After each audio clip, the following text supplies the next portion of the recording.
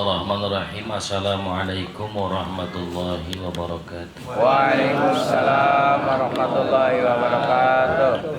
Alhamdulillah wassalatu wassalamu ala Rasulillah Sayyidina Muhammad ibn Abdullah wa ala alihi wa sahbihi wa ala la hawla wa la quwwata illa billah amma ba'd.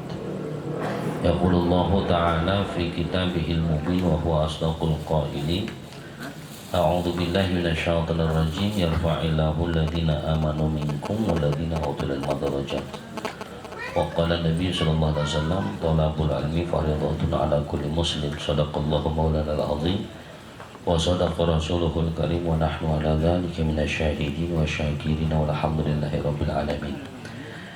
Jamil asatidatil kiram, seluruh guru yang hadir yang saya muliakan, juga para jamaah semuanya, yang mudah-mudahan kita semua diberikan limpahan berkah sehat panjang umur. Juga diberikan kepada kita semuanya pahala serta ridha dari Allah Subhanahu wa taala.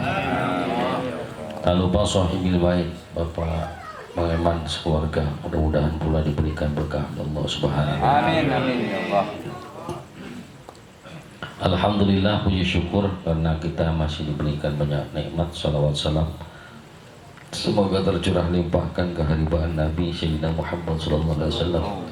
Mudah-mudahan kita jadi umat yang kelak mendapatkan syafaatnya fi yaumil akhir nanti. Amin ya Allah ya Rabbal Alamin. Kita baca mulai kitab suratul Fatihah. Mudah-mudahan segala doa-doa kita dijawab oleh Allah. Ala hadhihi niyyah Al-Fatihah.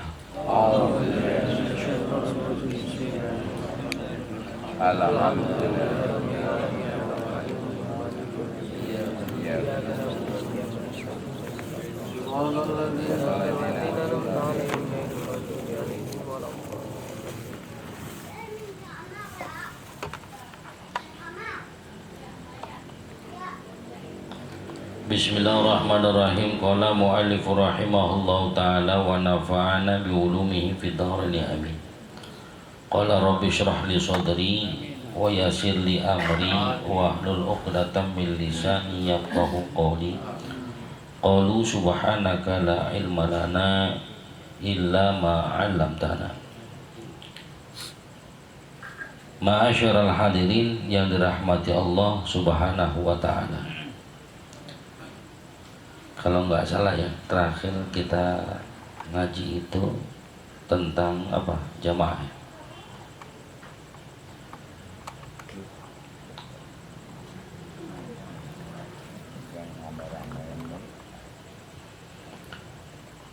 Bismillahirrahmanirrahim. Yustahabu liman qasadal jamaah ayyam syi'a ilaiha wa alaihi asakil tuliqa. Hadirin yang dirahmati Allah Subhanahu wa ta'ala, salah satu ibadah yang afdol itu adalah melaksanakan perkara-perkara yang diperintahkan bil jamaah, dengan berjamaah. Ngaji ya afdolnya jamaah. Jadi segala hal ya silaturahmi ya berjamaah. Yang enggak afdal itu ngelayanin bini kan ibadah, itu enggak berjamaah, enggak afdal itu. Individu. Hadirin dan rahmati Allah Subhanahu wa ta'ala, ketika seseorang melaksanakan perkara ibadah itu diafdalkannya berjamaah, apalagi sholat seseorang. Maka ketika seseorang diperintahkan untuk melaksanakan sholat berjamaah, hadirin yang dirahmati Allah, pertama tentu sebagaimana Allah sampaikan, wasari'u, untuk bersegera.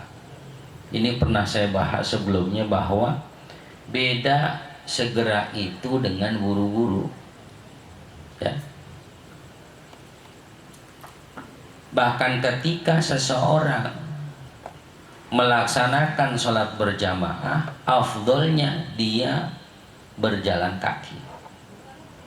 Nah dari sini kan ada hikmah hadirin, bahwa afdolnya berjamaah itu adalah masjid yang terdekat dari rumah. Karena nggak sedikit saya pernah cerita kondisi sholat id di Taman Mini misalnya. Kalau Idul Fitri di Taman Mini itu di Asadi itu agak sepi Idul Fitri, karena orang ini banyak melaksanakan sholat idnya ke dalam Taman Mini atau ke Atin. Jadi dia melewati masjid. Hadirin yang dirahmati Allah, jika kita pahami kalimahnya berjamaah itu adalah dengan berjalan kaki, kira-kira ini ukurannya masjid jauh apa masjid dekat? Dekat. Sehingga hadirin yang dirahmati Allah, afdolnya berjamaah seseorang itu adalah di masjid yang terdekat, dan ini bagian dari memakmurkan masjid. Ya. Kemudian hadirin yang dirahmati Allah, saat ada pendapat bahwa semakin jauh langkahnya, ya, maka semakin banyak pahalanya. Itu paling enak kita sholat jamaah di Jawa Timur, ya, Madura deh Pak. Nah, adalah subhanahu wa ta'ala. Karena pahalanya makin banyak.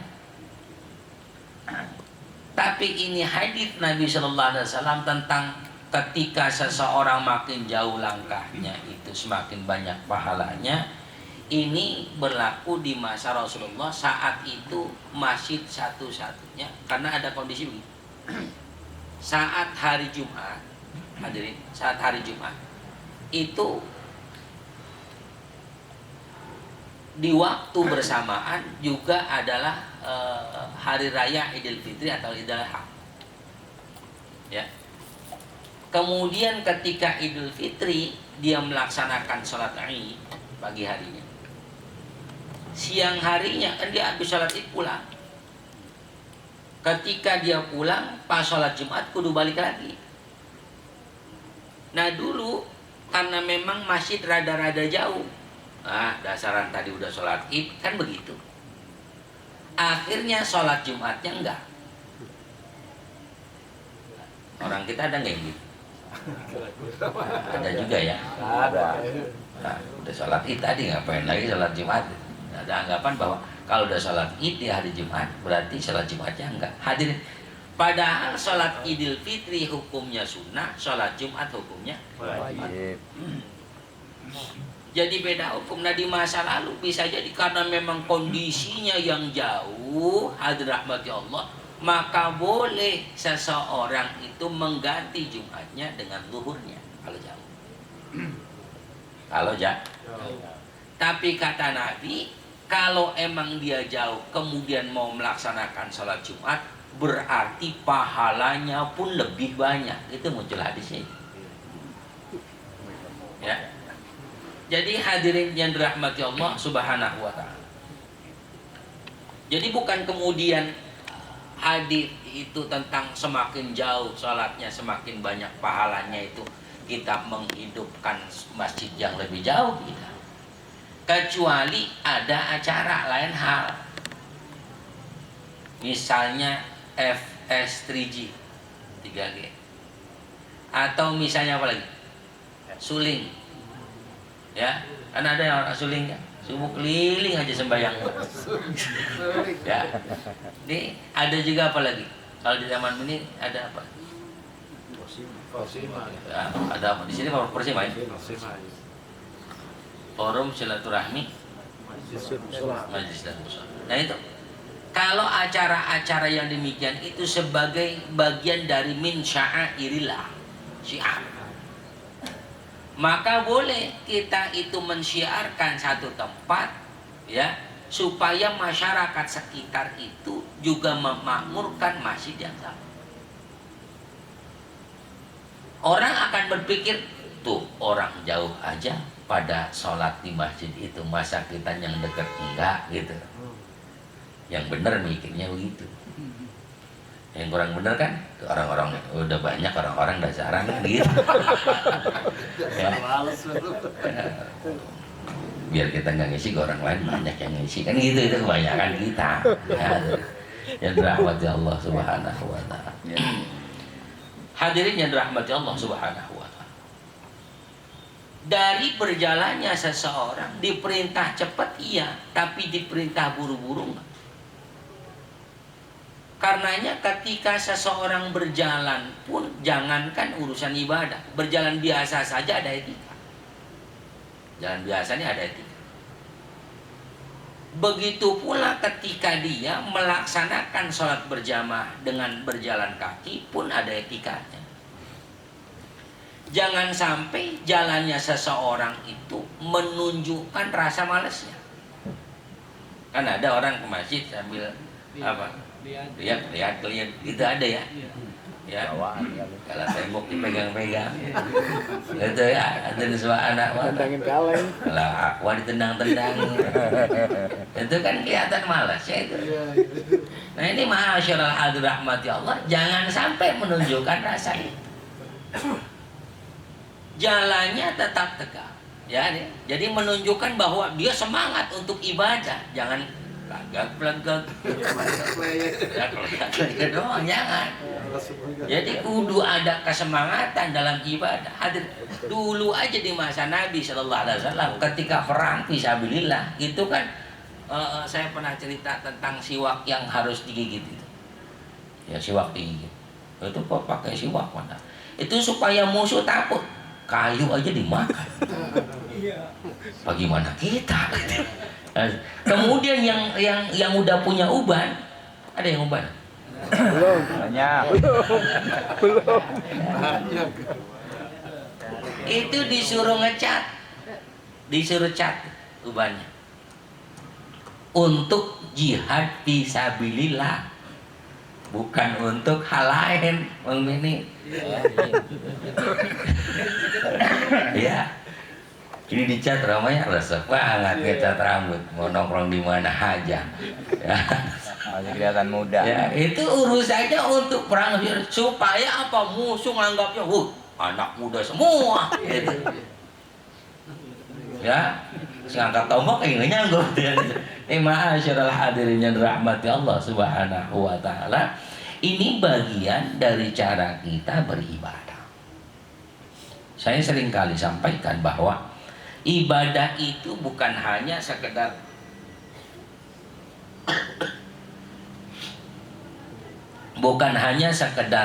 yang kita ikut kaifiat tata cara itu, tapi juga ada tanda-tanda kesemangatan seseorang dalam ibadah. Hadirin yang dirahmati Allah Subhanahu wa taala. Karena berbeda nanti. Fadilah hikmahnya itu berbeda.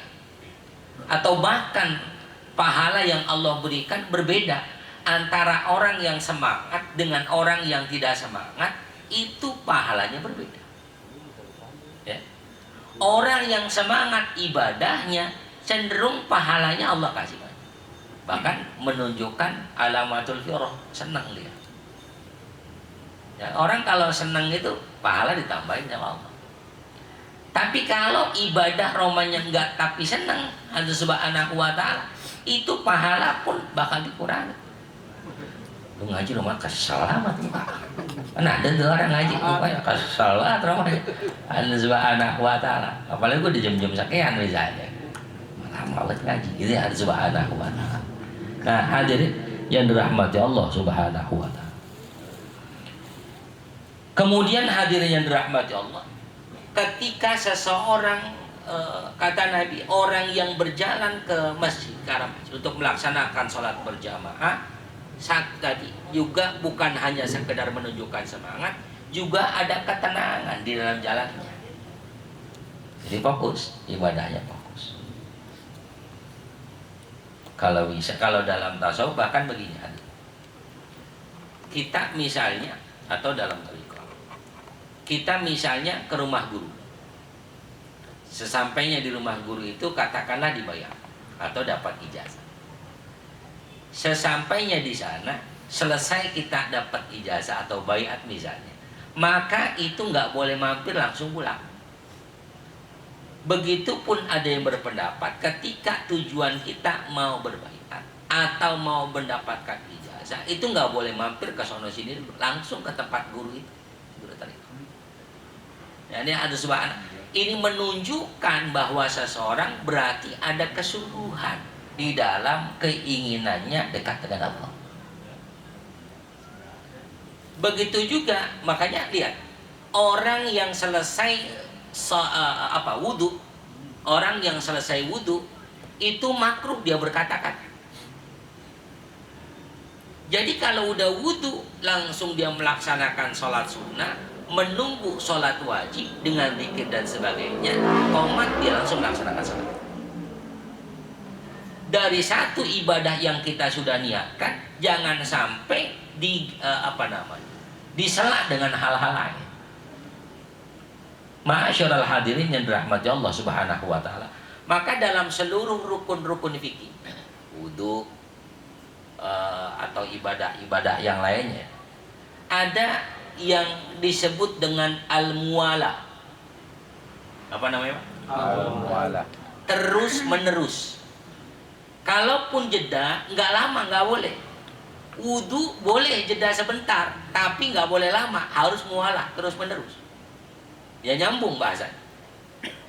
Nah hadirin yang dirahmati Allah Subhanahu wa taala, kan nggak sedikit dari kita ketika sebelum datang ke masjid mampir kemana-mana dulu misalnya. Nah ini bagian dari hal yang kurang baik. Ya, hadirin rahmati Allah Subhanahu wa taala. Begitu pula kita mau ke majelis taklim. Mampir ke rumah seseorang itu boleh dengan catatan ngajak orang itu. Ini enggak, kadang kita yang diajak. Ini ngopi dulu. Ya. Itu berangkat 7:30 kita. Ya. Itu berangkat 7:30, bisa-bisanya nyampe 9:30. Ya, bukan orang sini. Tapi perlu kadang-kadang kan ada orang yang kita ajak perlu ada basa-basinya. Cuman jangan sampai terlalu basi.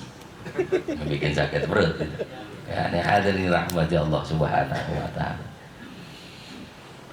Ketika seseorang sudah sampainya dia di satu tempat, ya, satu tempat ibadah, ini kita menyangkut tentang masalah sholat Jumat atau sholat jamaah, maka afdolnya seseorang mengejar waktu untuk bisa melaksanakan hal-hal yang disunahkan. Bahasa lain jangan sampai pot banget itu, jangan sampai waktunya mepet banget, jangan sampai. Ya, hadir rahmati Allah. Kan nggak sedikit juga orang yang ketika misalnya imam sudah qul huwallahu ahad Allahu samad, itu dia sampai lari. Ya, saking pengen dapatnya jamaah, padahal larinya dia itu hukumnya makruh. Ya, jadi nggak usah lari, ada subhanahu wa ta'ala. Ketika imam ruku, Allahu Akbar, lam yalid wa lam yulad wa lam yakul lahu kufuwan ahad, dia ruku, maka hadirin yang dirahmati Allah, kita langsung ikutin apa yang jadi posisi imam itu. Dia sujud, ya kita ikut sujud. Ini pun pernah saya sampaikan. Karena sebagian orang ada juga yang ketika dia datang melaksanakan sholat jamaah, kemudian imam dalam kondisi sujud, dia tungguin nih imam sampai berdiri. Ada nggak yang gitu? Ada.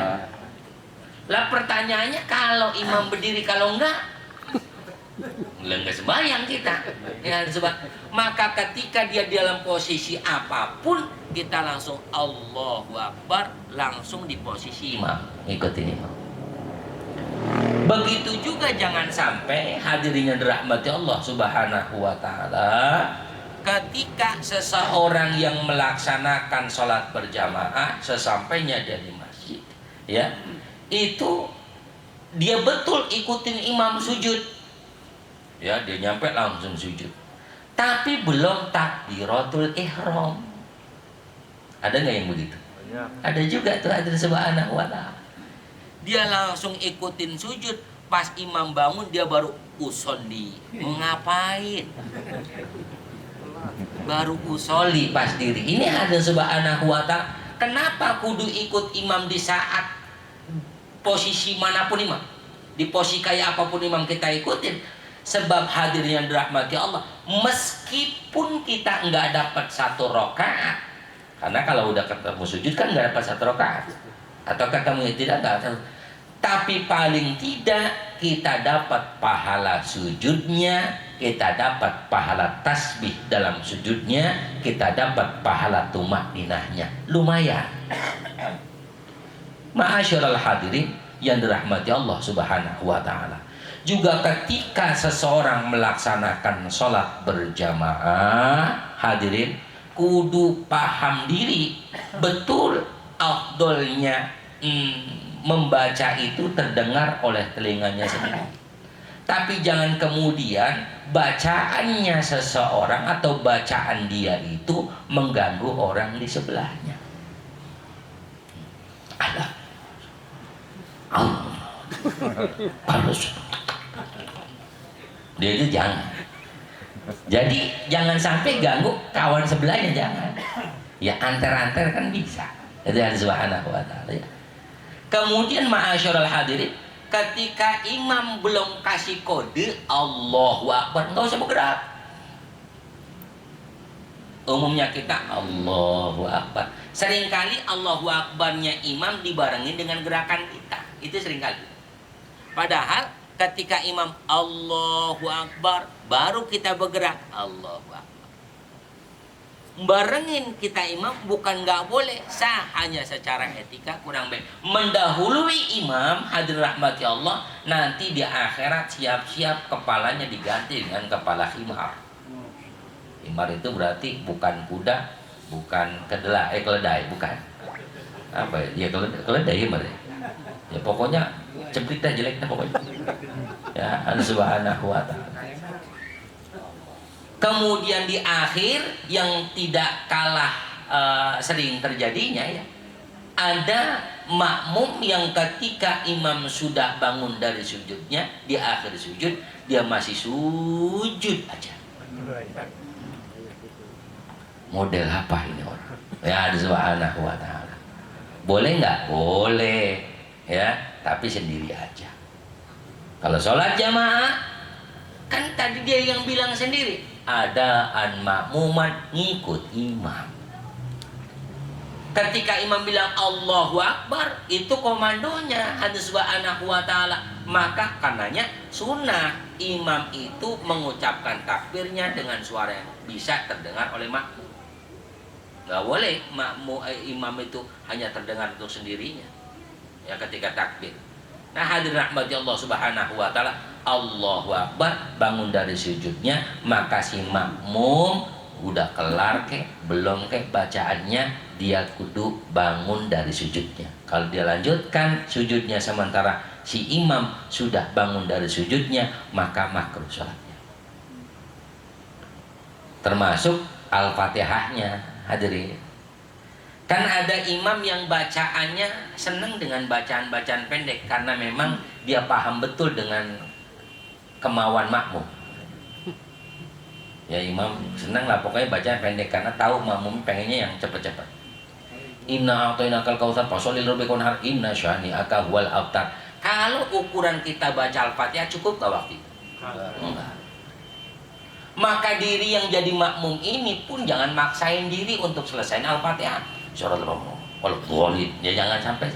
Ketika misalnya suratal ladzina an'amta alaihim, imam udah Allahu Akbar, suratal ladzina an'amta alaihim, kita ngikut Allahu Akbar meskipun belum selesai. Karena perkara Al-Fatihah kita yang kurang itu ditanggung imam. Hadirin yang dirahmati Allah Subhanahu wa ta'ala, ini beberapa mustahab, hal-hal yang disunahkan baik ketika seseorang hendak melaksanakan sholat berjamaah atau berada di posisi makmum. Yang jadi imam pun kudu punya adab. Ada etikanya deh, jangan makmum doang diatur. Imam itu hadirin rahmati Allah, maka saya sering sampaikan. Imam itu kudu lihat si makmum kondisinya. Ya, makanya kalimatnya apa namanya? Suruh lurusin. Sau suku pakum pain atas suku minta mami sholat. Suruh lihat. Itu bukan hanya barisannya, jangan cuma lihat kakinya, lihat mukanya, muda apa tua. Ya kalau buset pakai kaki mobil. Ya. Itu hadirin yang dirahmati Allah. Kalau makmum kelihatannya aki-aki mulu, jangan pakai baca Al-Baqarah. Mampus yang sholat. Ya rahmati Allah subhanahu wa ta'ala. Pakai surah-surah yang kira-kira bisa diikutin atau sesuai dengan kemampuan si makmum. Dan maaf, kalau bisa pakai surah-surah yang familiar, yang masyhur, yang kira-kira banyak orang yang hafal. Takutnya kita salah, hadirin yang dirahmati Allah, bacaan ayat kita salah nih, nyambung kemana-mana, nggak ada yang benerin. Kenapa? Nggak ada yang tahu. Maka bacaan yang umum itu ketika kita salah bacaan surahnya, ada yang benerin. Yang benerin kalau si imam salah, jangan subhanallah, bingung si imam. Namanya subhanallah, subhanallah. Ya, cuman kalau makmum nggak sabar, ya gue tahu gue salah, apa salahnya, gitu. Lanjutin ayat yang dia lupa, gitu. Makanya hadirin rahmati Allah subhanahu wa ta'ala, ini bukan berarti akhirnya di saf awal itu hanya khusus orang-orang yang paham, enggak ya. Makanya afdolnya orang yang lebih alim itu afdolnya di saf yang paling pertama. Supaya imam terjadi salah, maka yang paling paham itu orang-orang yang berada di saf paling awal. Ini hadirin yang dirahmati Allah subhanahu wa ta'ala. Jadi imam itu pun harus memahami kondisi si makmum. Ketika si imam selesai daripada sholatnya, hadirin rahmati Allah subhanahu wa ta'ala, maka boleh atau afdol dia menghadap kepada makmum dalam zikirnya. Supaya ketika wirid, makmum mau pergi malu. Mana lo? Gitu kan saudara? Ya, ada subhanallah. Sebab rata-rata kita kalau wirid baru mulai udah pada pulang. Allahumma lantas, bukan Allahumma antas salam. Nah, ini ada yang rahmati Allah subhanahu wa ta'ala. Ini saya kira beberapa etika dari ketika seseorang melaksanakan sholat berjamaah, baik itu jadi makmum maupun jadi imam. Mudah-mudahan hadirin yang dirahmati Allah subhanahu wa ta'ala, kita yang hakikatnya semua masih belajar untuk lebih baik lagi, lebih baik lagi. Mudah-mudahan Allah berikan kekuatan, kebiasaan, kemampuan untuk bisa lebih baik dan lebih baik lagi, ya, di dalam dekat kepada Allah. Ala hadi ini Al-Fatihah. A'udzubillahi minasyaitonir rajim. Alhamdulillahirabbil alamin arrahmanir rahim maliki yaumiddin. Iyyaka na'budu wa iyyaka nasta'in. Shiratal Ya Arhamar Rahimin, Ya Arhamar Rahimin, Ya Arhamar Rahimin, farij 'alal muslimin. Ya